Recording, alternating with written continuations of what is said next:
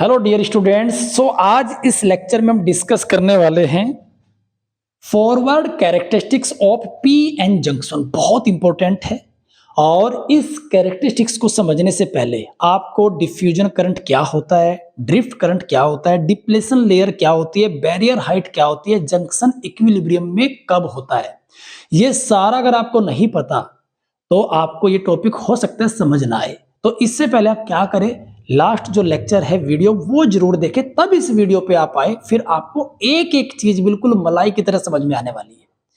Last lecture में हमने P N junction बना दिया था गाइज, और पी एन जंक्शन में हमने क्या देखा था कि एन टाइप रीजन पे पॉजिटिव चार्ज डेवलप हो जाता है जब जंक्शन बनाते हैं, और पी टाइप पे नेगेटिव चार्ज। ऐसा करने से दोनों के बीच में एक इलेक्ट्रिक फील्ड जंक्शन के अक्रॉस डेवलप हो जाता है, और इस लेयर को, जिसमें कोई चार्ज कैरियर नहीं होते, इसे क्या कहते हैं, डिप्लेशन लेयर। तो डिप्लेशन लेयर के अक्रॉस एक इलेक्ट्रिक फील्ड बना हुआ है। अब इलेक्ट्रॉन जो मेजॉरिटी चार्ज कैरियर है एन रीजन में, वो पी टाइप रीजन में नहीं जा सकते, और जो होल्स पी टाइप में वो एन रीजन में नहीं आ सकते। दोनों का रास्ता बंद हो चुका है। किसने किया रास्ता बंद? इलेक्ट्रिक फील्ड ने। ठीक है गाइज, अब देखिए, मैं चाहता हूं कि ये इधर से इधर जाए, तो सोचिए क्या करना पड़ेगा। पहले तो इस इलेक्ट्रिक फील्ड का रास्ता साफ करना पड़ेगा। तो ये कैसे साफ होगा? अगर मैं पी पे ये नेगेटिव चार्ज खत्म कर दूं और एन का ये पॉजिटिव चार्ज खत्म कर दूं, तो क्या होगा? ये इलेक्ट्रिक फील्ड खत्म हो जाएगा अपने आप। तो P का नेगेटिव चार्ज कैसे खत्म होगा? अगर मैं P को बैटरी के पॉजिटिव पोल से कनेक्ट कर दूं, P को बैटरी के पॉजिटिव चार्ज आएगा पॉजिटिव पोल से, राइट, उसको बढ़ाएंगे, धीरे धीरे ये कम होता जाएगा, और N को नेगेटिव से कनेक्ट कर दूं तो ये नेगेटिव चार्ज बैटरी वाला इस पॉजिटिव चार्ज को क्या कर देगा? खत्म कर देगा। कहने का मतलब ये है कि मान लीजिए, ये हमारा एग्जाम्पल के रूप में मैं बता रहा हूं आपको, ये मेरा 0.3 वोल्ट है, इसका पोटेंशियल +0.3 वोल्ट है, और पी टाइप का जो पोटेंशियल है वो है -0.3 वोल्ट। सीधी सी बात है, ये +0.3 और ये माइनस, दोनों पे बराबर है। अगर मैं बैटरी का कनेक्शन करके इधर से ऐसे बैटरी का कनेक्शन करके इधर दे देता हूं पॉजिटिव पी पे, और इस पे दे देता हूं नेगेटिव, तो क्या होगा? थोड़ा सा समझिए। मैंने यहां से बैटरी के पॉजिटिव से इस पर +0.1 वोल्ट दिया, +0.1, और इधर भी, और वोल्टेज को कम ज्यादा करने के लिए मैंने क्या ऐड कर दिया? रियोस्टेट। इधर दे दिया भाई -0.1 वोल्ट। अब एन का टोटल पोटेंशियल कितना हो गया? प्लस के 0.2, क्योंकि माइनस आ गया, इनको दोनों को ऐड करेंगे तो कितना हो जाएगा? 0.2 वोल्ट। इधर भी कितना? माइनस के 0.2। तो जो पहले इधर 0.3 वोल्ट था, इधर -0.3 वोल्ट था, तो इसकी ताकत ज्यादा थी। अब हो गया प्लस के 2, इधर क्या हो गया? 0.-2, तो इलेक्ट्रिक फील्ड कमजोर पड़ गया। जैसे मैं यहां से वोल्टेज बढ़ाऊंगा, इलेक्ट्रिक फील्ड कम होता जाएगा। समझ में आया? तो यहां पे जैसे वोल्टेज बढ़ाई, यहां आ गया भाई 0.2, इधर कितना आ गया? 0.2 प्लस में, तो ये कितना रह गया? अब इलेक्ट्रिक फील्ड और कमजोर हो गया, क्योंकि 0.1 इधर बचा है, 0.1 माइनस में इधर बचा है, और थोड़ी सी वोल्टेज बढ़ाई। जैसे वोल्टेज बढ़ाई, यहाँ पे कितना हो गया? 0.3, यहाँ पे कितना हो गया? प्लस के 0.3, तो ये इलेक्ट्रिक फील्ड गायब। अब जैसे इलेक्ट्रिक फील्ड वैनिश हो जाएगा, खत्म हो जाएगा, तो मेरे इलेक्ट्रॉन और ये होल्स आ जा सकते, जंक्शन के अक्रॉस करंट चलना स्टार्ट हो जाएगा। इससे पहले करंट नहीं चलेगा। इससे पहले हम क्या कर रहे हैं? वोल्टेज बढ़ाते जा रहे हैं, और ये जो डिप्लेशन लेयर है इसकी चौड़ाई कम होते जा रही है। तो क्या होता है? इसका डायग्राम देखिए आप क्या करते हैं।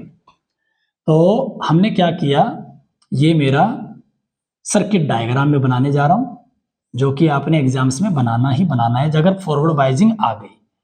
तो P पे क्या देंगे हम फॉरवर्ड बाइजिंग में? यस, बैटरी के पॉजिटिव पोल से, और N को बैटरी के नेगेटिव पोल से कनेक्ट करेंगे। अब इसमें करंट चला नहीं चला वो कैसे मेजर करेंगे? यहां पे लगा देंगे हम एक मिली एम्पियर मीटर। छोटा करंट बनेगा तो मिली, ओके। और वोल्टेज कम ज्यादा कितनी वोल्टेज हम दे रहे हैं वो चेक करने के लिए हमने लगा दिया एक वोल्ट मीटर, ओके। अब देखिए मैं क्या देख पा रहा हूं, जैसे ही हम P को बैटरी के पॉजिटिव से कनेक्ट करते हैं और N को बैटरी के नेगेटिव से कनेक्ट करते हैं, तो मैं एक रीडिंग लेता हूं वोल्टेज और करंट की। इसमें क्या दिखेगा मुझे? वोल्टेज। यहां पे क्या दिखेगा? इसमें करंट। और ये क्या है? मेरी डायोड।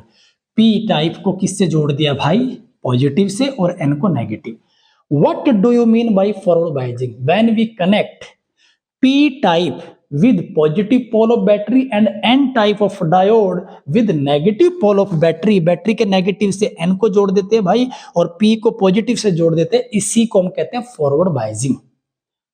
जैसे कनेक्ट किया करंट चलना स्टार्ट नहीं होता। अब देखिए यहां पे मैंने दी वोल्टेज इन वोल्ट, और यहां पे करंट किसमें? मिली एम्पियर में। सिलिकॉन है तो सिलिकॉन में मैंने पहले 0 वोल्ट दिया, यहां पे देखा 0 वोल्ट है, करंट भी भाई 0 है। मैं तो रीडिंग लेते जा रहा हूं, बाद में देखेंगे अंदर क्या हुआ होगा। फिर मैंने 0.1 वोल्ट किया, तो यहां पे मैं क्या देखता हूं? 0 वोल्ट और 0 एम्पियर, करंट चला ही नहीं। फिर मैंने यहां से 0.2 किया, 0, 0.3 वोल्ट 0, 0.4 वोल्ट 0, 0.5 वोल्ट 0। करंट बढ़ ही नहीं रहा है, करंट 0 ही आते जा रहा है। और ओम्स ने क्या कहा था कि जैसे हम वोल्टेज देंगे सर्किट में क्या बनेगा? करंट। लेकिन यहां तो नहीं बन रहा है। इसीलिए जो पी एन जंक्शन डायोड होती है, ये क्या होती है? Non ohmic device. तो सेकंड यूनिट में एक टॉपिक आया था, what do you mean bye non ohmic devices?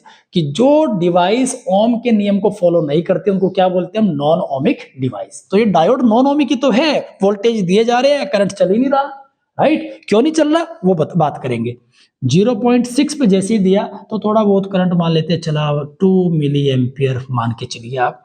0.7 जैसे ही दिया तुरंत एकदम से 5 मिली एम्पियर। 0.8 पे 10 मिली एम्पियर, 0.9 पे 15 मिली एम्पियर। अब करंट एकदम से बढ़ते जा रहा है लीनियरली। तो जब हमने इसका ग्राफ बनाया तो ग्राफ कैसा बना वो देखते हैं।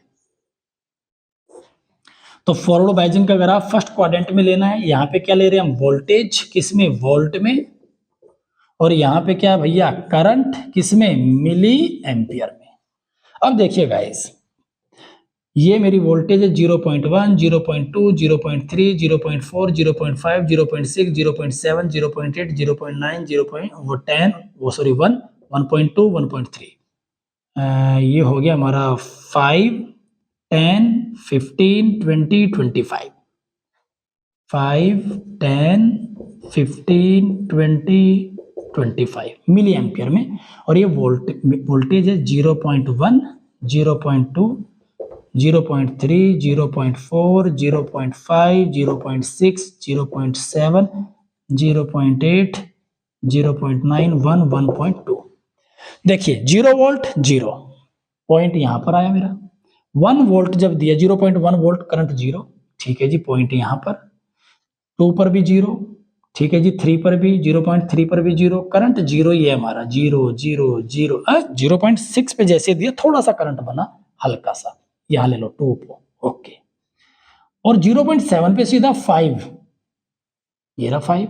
0.10 इस पे 8, ये 0.8 पे 10 मिली एम्पियर, ये रहा 0.8 पे 10। और 0.9 पर 15 मिली एम्पियर हमें मिला। 0.1 वोल्ट पे 20। फिर तो ये बढ़ते जा रहा है। तो ग्राफ कैसा बना? ये मेरा इसका ग्राफ बना। ये है फॉरवर्ड बायसिंग कैरेक्टरिस्टिक्स। कैरेक्टरिस्टिक्स क्या होता है? एक graph between voltage and current. Voltage और करंट के बीच का जो एक ग्राफ होता है इसी को बोलते हैं फॉरवर्ड कैरेक्टरिस्टिक्स। फॉरवर्ड वोल्टेज और करंट के बीच में।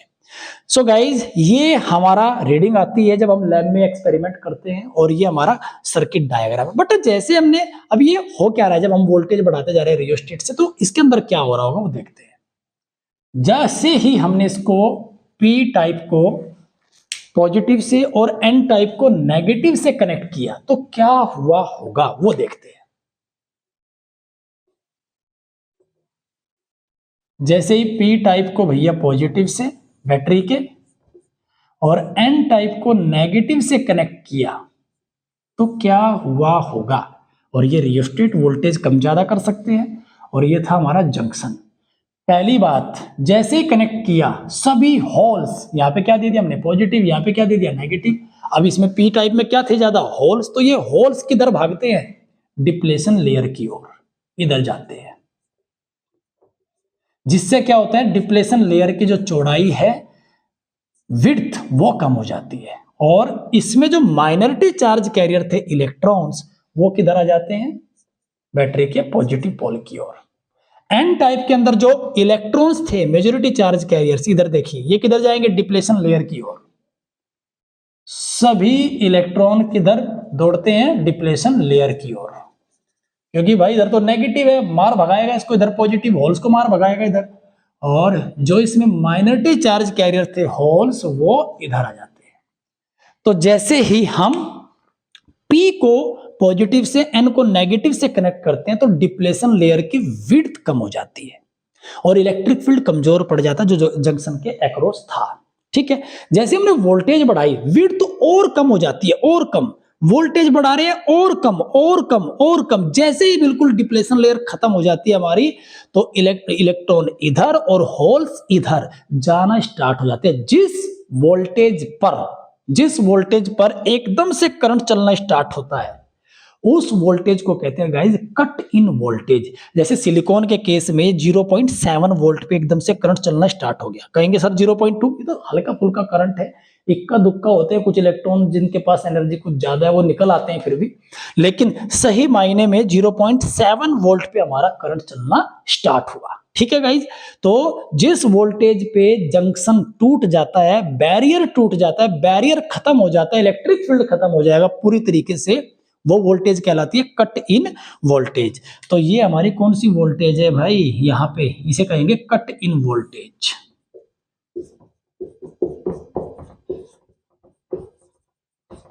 ये होती है हमारी कट इन वोल्टेज। ठीक है गाइज, जहां से हमारा बैरियर खत्म हो गया। ठीक है, अब देखिए पहले क्या था, जब डिप्लेशन लेयर की चौड़ाई ज्यादा थी तो जो जंक्शन था इसका रेजिस्टेंस ज्यादा था, जंक्शन का रेजिस्टेंस ज्यादा था। जैसे हम वोल्टेज बढ़ाते गए, रेजिस्टेंस कम होते गया, कम होते गया, कम होते गया। मतलब कहने का मतलब ये है कि जो पी एन जंक्शन है, इसका जो रेजिस्टेंस है वो फिक्स नहीं होता, कम ज्यादा होता रहता है, बदलता रहता है। इसीलिए इसके रेजिस्टेंस का एक नाम है डायनामिक रेजिस्टेंस। ठीक है, तो डायनामिक मतलब बदलते रहने वाला। अब ये इसको कैसे निकाल सकते हैं इस रेजिस्टेंस को। ठीक है, मान लेते हैं यहां पे एक स्लोप बनाएंगे हम, स्लोप ए, ये हमारा स्लोप है। अब इसमें देखिए ये क्या है, what is this, this is change in current, इसे बोलेंगे हम डेल्टा आई। और ये क्या है इधर, this is change in voltage, voltage में चेंज डेल्टा वी।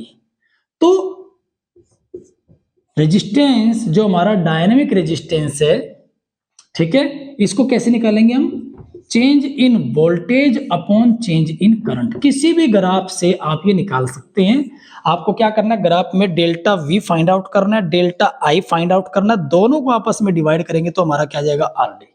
ठीक है, बदलता हुआ रेजिस्टेंस। ठीक है, वेरिएबल रेजिस्टेंस इसको आप बोल सकते हैं, डायनामिक बोल सकते हैं। ठीक है, और इसका और भी अलग अलग वेरिएबल के नाम से जो भी इसके सिनोनिम्स बनते हैं, किसी बुक में कुछ लिखा होता है, किसी में कुछ लिखा होता है, तो आप इसको आर डी, ठीक है, जो हमारा बदलता रहे। तो इस रेजिस्टेंस की वैल्यू हम स्लोप से निकाल सकते हैं। तो कई बार न्यूमेरिकल पूछ लेता है, ग्राफ देके वो पूछ लेगा कि दिए गए ग्राफ में रेजिस्टेंस फाइंड आउट कीजिए पीएन जंक्शन का। तो आप क्या करेंगे, डेल्टा वी निकालेंगे, डेल्टा आई निकालेंगे, दोनों को आपस में डिवाइड करेंगे। आप कहेंगे सर स्लोप में तो ये अपॉन ये होता है, कुछ नहीं करना आपको। ठीक है, आपने डेल्टा वी अपॉन डेल्टा आई करना है, ट्रायंगल को उल्टा मान लीजिए, इसको आप बेस मान लीजिए, इसको आप परपेंडिकुलर मान लीजिए, इस वाले को। ठीक है, थोड़ा सा तिरछा होके देख लेना भाई। तो करना यही है, कभी बेस इसको मान लो आप परपेंडिकुलर, इसको बेस मान के परपेंडिकुलर अपॉन बेस कर बैठो, आई अपॉन वी हो जाएगा। आपको पता है रेजिस्टेंस का फॉर्मूला क्या, तो डेल्टा वी अपॉन डेल्टा आई। तो इससे हमारा रेजिस्टेंस निकल आएगा। तो ये है हमारा फॉरवर्ड कैरेक्टरिस्टिक। अब मेन बातें इसमें जो लिखनी है आपने, जो मेंशन करनी है, वो क्या है। पहली बात, when we connect p type with positive pole and n type with negative pole of battery, this is called forward biasing। forward biasing में क्या होता है, जो डिप्लेशन लेयर है उसकी चौड़ाई घट जाती है, डिप्लेशन लेयर की चौड़ाई कम हो जाती है, बैरियर हाइट कम हो जाती है। डिप्लेशन लेयर की चौड़ाई कम, बैरियर हाइट कम। ठीक है, और जंक्शन का जो रेजिस्टेंस है वो घट जाता है और एक वोल्टेज ऐसी आती है जिसपे जंक्शन टूट जाता है, बैरियर टूट जाता है, पोटेंशियल बैरियर बिल्कुल खत्म हो जाता है, जिसपे हमारा करंट चलना, चार्ज कैरियर चलने स्टार्ट हो जाते हैं। उस वोल्टेज को हम क्या कहते हैं?